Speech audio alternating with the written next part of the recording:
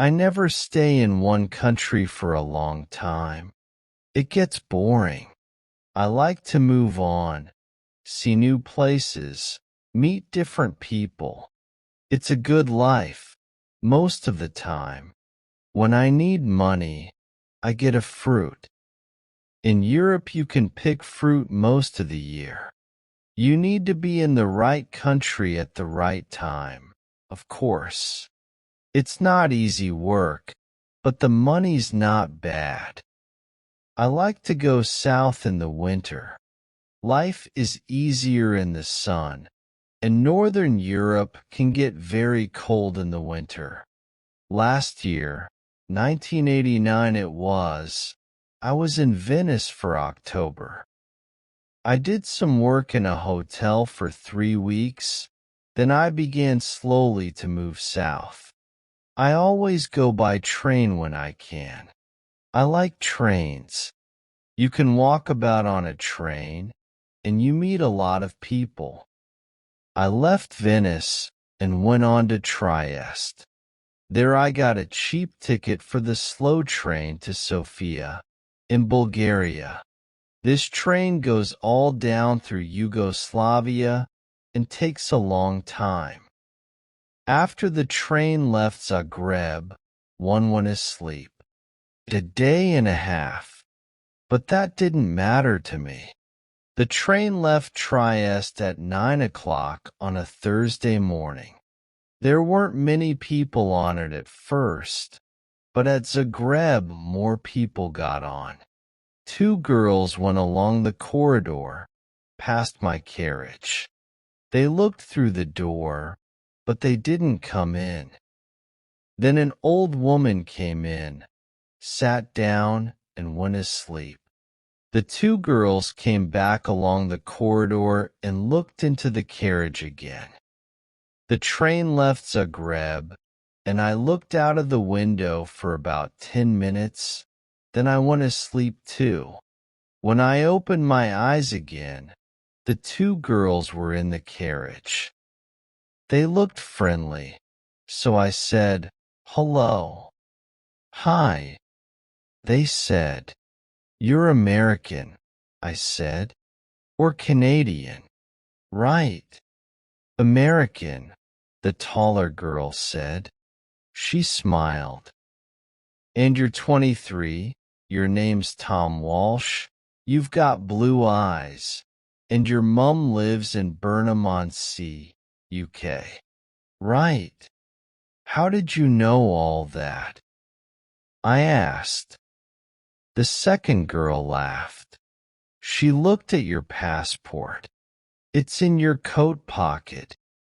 "Oh, right." My coat was on the seat next to me. I took my passport out of my pocket and put it back in my bag.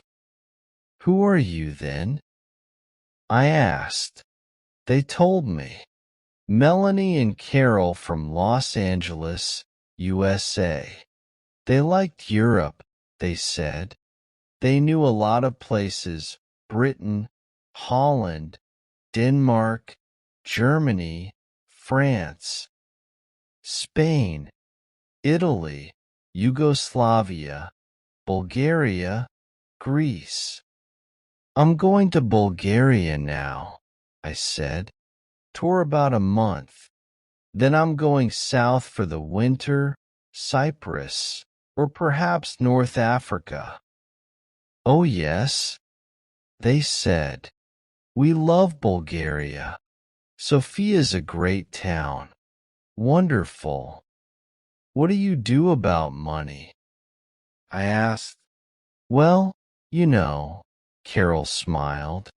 "Sometimes we get a little job. This and that. But what about you?" "Yeah, come on," Melanie said. "Tell us about you. Tom Walsh with the blue eyes and the mum in Burnham-on-Sea. What are you doing with your life, hey?"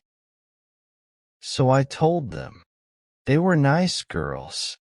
They were older than me, perhaps 27 or 28, but I liked them.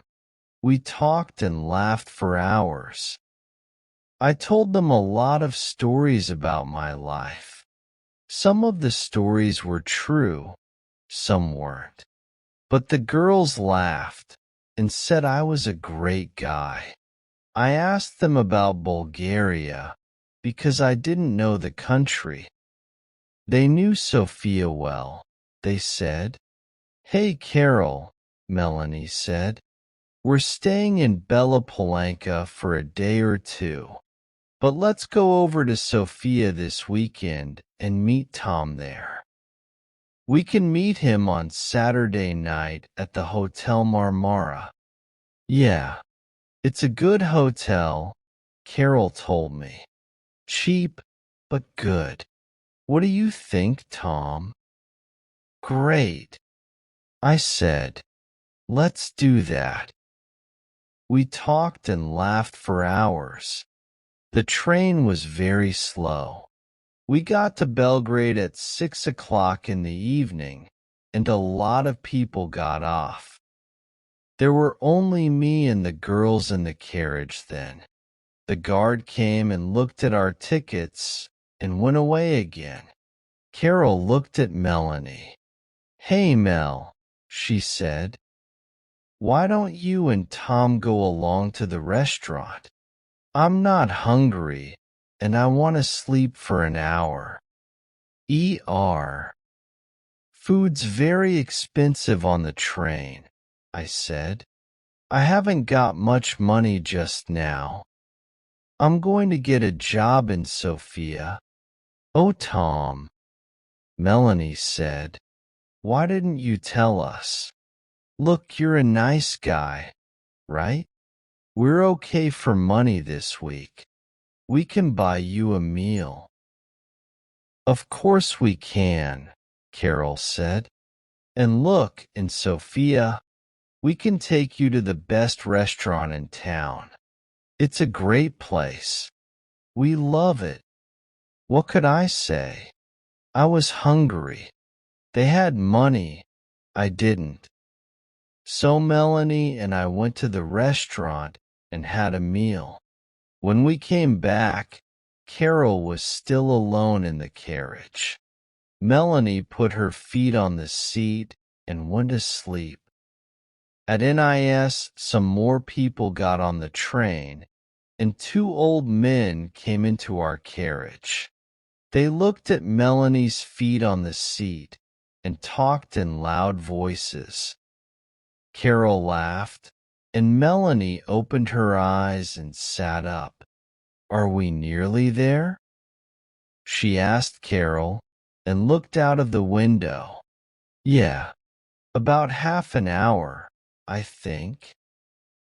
"Why are you getting off at Bella Palanca?" I asked. "What are you going to do there?" Melanie smiled. "Find a cheap hotel, meet people, take a look at the town. You know, just for a day or two," Carol said. "But there's nothing there." "Oh, well, you never know," Melanie laughed. "See you in Sofia, right? On Saturday night. The Hotel Marmara, okay? 8 o'clock, Carol said. "Don't forget now." "Okay, great," I said. "See you there." The train came into Bella Palanca and stopped. The two girls got off and stood on the platform. They smiled at me through the window. "Saturday, 8 o'clock," Melanie shouted. "Okay," I called. They couldn't hear me because of the noise in the station. They smiled again, picked up their bags and walked away. Nice girls. I'm going to have a great time in Sofia, I thought. The train left Yugoslavia and crossed into Bulgaria at 2 o'clock in the morning. Then the train stopped at some village. I don't remember the name. I ate an apple and looked out of the window. Suddenly there were a lot of policemen on the train.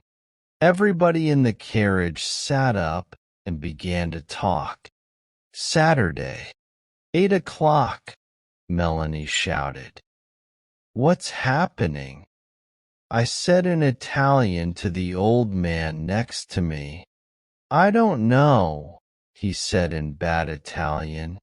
Perhaps they're looking for somebody. Look, the police are taking some people off th train. Then 2 policemen came into our carriage, a tall, thin one and a short, fat one.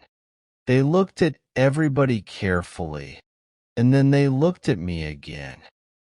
Come with us, please, the fat policeman said in English. What? Me? I said. Why? What's the matter? And bring your bag with you, the tall policeman said. I began to ask a question, but policemen never like questions from young men with long hair. So I stayed quiet, picked up my bag, and went with them. In the station building there were a lot more policemen and some people from the train. They were all young people, I saw. Some were afraid, some were bored. The police looked in everybody's bags, and then the people went back to the train. My 2 policemen took me to a table. Your passport, please, the fat policeman said, and open your bag. They looked at my passport and I opened my bag.